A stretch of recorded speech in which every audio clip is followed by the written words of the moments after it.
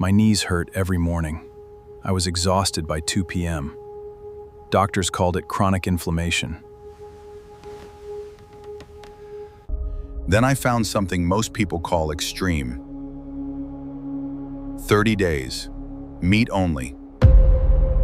Nothing else. Ribeye. Ground beef. Eggs. Salt. Water. That was it.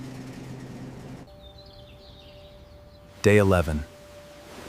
I woke up and just got up. No stiffness, no fog. The joint pain got quieter. Then the skin cleared. Then the afternoon crash stopped showing up. I was hitting 4 p.m. with the same energy I had at 9 a.m. I hadn't felt that in years. Day 30. Clearer skin, sharper vision, zero inflammation in my knees. I just fed my body what it was built to run on. 30 days later, I felt like myself again.